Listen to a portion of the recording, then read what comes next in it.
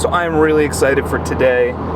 We are going to Life Flight. So this is going to be one of my shifts on my EM rotation. I met the directors of Life Flight, and they were very generous to offer me to go fly with them for a day. So the weather's not great now, but it's supposed to break in the afternoon, and we're heading on our way over there now. And I'm really excited to learn about the helicopter and hopefully get to do some flying today.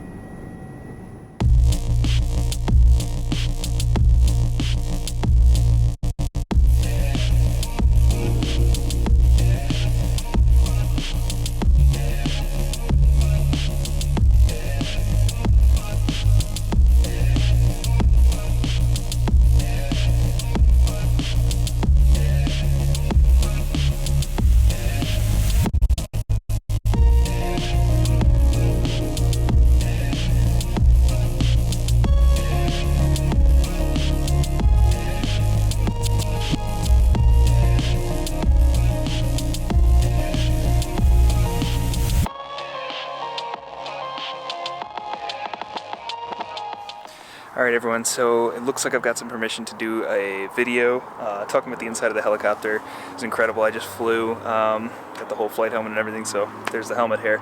So let's get inside and take a look. So as you can see, not a ton of room to move around in here. It's incredibly tight actually. We'll go over the seats in a little bit here. But it's incredible what they can do. They've got life-saving interventions here. A lot of these crews are 2 nurses or a nurse and a paramedic, and sometimes they do add a physician as well. They can do pericardiocentesis, drain fluid off the heart. They can do a needle decompression of a collapsed lung that's putting pressure on the heart and save a life that way. And they also have, ventilators and pumps and all these things we'll try and show in the video here that help to not only do transfers but scene calls. And the care that these folks are able to provide is really incredible, just high level, really skilled care, and gets folks from areas that maybe aren't able to provide the level of care that they need and transfer them out to somewhere that can. So it's been incredible, a childhood dream flying with these guys today and learning a little bit about what they do, how the system works, and also the kind of care that they're able to give. So from this position, I'm actually sitting in one of the seats here for the nurses. So we can see there's a seat to the left of the stretcher. The back doors are back here, and those are actually how you load the patient in and out. The patient sits here. There's the seat that I'm in, as well as another seat. So pretty tight. I'm 6'3", and if I stretch my foot out, it does touch the other chair. So it's tight. This here is their general bag. We're not going to go into opening everything up. It's packed pretty tight, but that has all the things they need for a basic transfer. You can see they've got the monitor back here, as well as this nice heated blanket here that they wrap the patients up in. So we've got all that. We have pumps hanging up here for medications and things. So they have pumps and lots of great stuff here. There's also some bags in the back that we can't see here for vents. So as promised, here is the view down the back where the patient would come in from. So those doors will open up like a clamshell. A couple oxygen tanks, fire extinguisher back there, and there's that ventilator bag and the actual ventilator sitting next to it. So that's kind of all the gear that's stuffed in here. I know that's quick, but that does give a good rundown of everything inside here. So these little boxes up in the ceiling, I felt like they deserve some attention. These are the radio control boxes, and when you plug your flight helmet into this for the first time and you communicate with the pilot and your crew in that classic Top Gun style, it really solidifies the coolness of doing medicine while you're flying through the sky. So they kind of get their own little plug here. So what type of flights do these folks do? They do transfers. So like I said, from ICUs, places where you need to elevate care, get a certain type of surgical subspecialty, anything that hospital feels they can't deal with, they need to go to a bigger center. Those would be your transfers. And then also, as I said, they can do intubations and life-saving medical procedures. That falls into the scene calls. So they'll be called out by EMS to come transport a patient from the scene to a trauma center or to a hospital that they need to go too. So really versatile. And the other thing is these guys can land almost anywhere. So they can land on the highway. They don't necessarily need to be at an airport. So really neat that you're able to have the pilot and bring, you know, some nurses or paramedics or a combo team of that, and sometimes a flight physician to the scene to help that patient. So we have the flight helmet here. I'm going to put this on and we'll explain some of the functions here if I can. But inside you can see it's got earmuffs so that you're not exposed to loud noise, and it's a nice protective helmet. Once I have the helmet on, it does look a little silly, but it's got some cool stuff. Got the Top Gun visor, so that comes down nice and easy. There's also a clear visor to protect your eyes on this side. And the last thing that's very important is the microphone. So you can adjust this, speak with your crew, and as I said about those black boxes, you can actually plug in there and communicate with the pilot. So it's nice and protective. It's got those earmuffs and some sunshades and protective. So very cool helmet, I guess, especially when you got the flight suit on. Probably not that cool to walk around town with.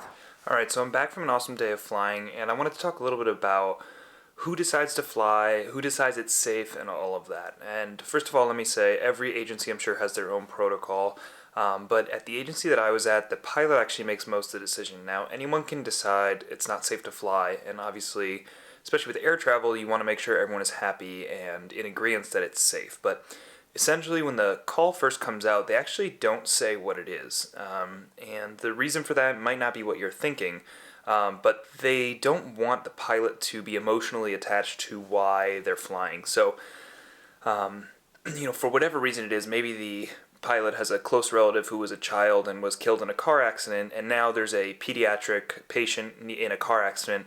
That pilot may be willing to take more risk to try and help them because it's close to them. And so when the flight is actually put out, they just tell them, you have a flight, it is this far away, this is the area that you're flying to, go ahead and let us know if you want to fly that. And so what they'll do is they'll take a look at some of their weather, the apps and things that they can use to check weather, air traffic, different concerns that might be in that area, get the clearances that they might need, and then either approve or deny the flight. One of the other very interesting things we talked about in terms of kind of flight logistics is the actual time it takes to do a flight. Now, you might think, oh, it's very quick in the helicopter, buzz up, 10 minutes, 20 minutes to almost anywhere you're going. And that's true. Once you're in the helicopter, it's very quick. But a lot of the time is actually spent at the bedside, especially, you go to get the patient, you have to get them stabilized, switched over to your gear. A lot of the gear used in the helicopter is much smaller and lighter because it's a helicopter and it's flying. It's not sitting in an ICU room or in an ED bay. So the stuff has to be transferred over. That takes time. You get report, you get the patient bundled up, then you get them down to the helicopter, loaded. This all takes time. So flights actually take quite a fair amount of time, and that's why there's a lot of debate between should a patient go by ground or by air. There are certainly a lot of advantages, especially if the travel distance is very far or it's not direct by road. Air is a no-brainer, especially if they're sick. But if you have, say, a 30-minute drive, a flight isn't necessarily going to be that much faster because by the time you get the patient loaded, you first accept the call, you fly to the scene or to the hospital, you see the patient, you get them hooked up to your equipment, you get them in the helicopter, you load them back up, you fly them to the receiving facility, you get them unloaded, you get them transferred. It's a lot of time. And I'm not saying you don't have to do all those steps with a ground ambulance, but you do have the flight steps, and you are definitely more cautious when you're flying. You want to make sure everything is done right. You can't exactly stop in midair and start again. So certainly add some time, and I would say, so I actually only did one through and through flight while I was there, but it took over 3 hours from the time we were dispatched to the time we were back at the base. Again, a huge thank you to the agency that had me fly, and a thank you to allowing them to let me put this video out and take all the video and really learn a ton. It was an incredible experience. I really suggest if you have a local flight program, reach out, see if you're interested, see if there's any way that you can get on an aircraft, or even just go and learn more about what they do. It's really an incredible group of people, and I can't suggest it enough. It was an awesome day. So thank you very much. Hopefully everyone's learned a lot from this video. It's kind of a really unique thing you don't always get a look into, and certainly some pretty cool scenery along the way. And don't forget, if you're enjoying this content, please feel free to subscribe. Go ahead and click that like button so I know that you're enjoying what I'm putting out and that it might even be helping you learn a little bit more about medicine, or in some of the other videos, maybe make the right decisions and help get you in the right direction for your medical school career or even pre-med, whatever level you're at. So hopefully you're enjoying these videos. Again, if you'd like, go ahead, subscribe, drop a like, comment down below. Let me know what you think about this, and if you have any questions or have any similar experiences yourself. We'll see you in the next video.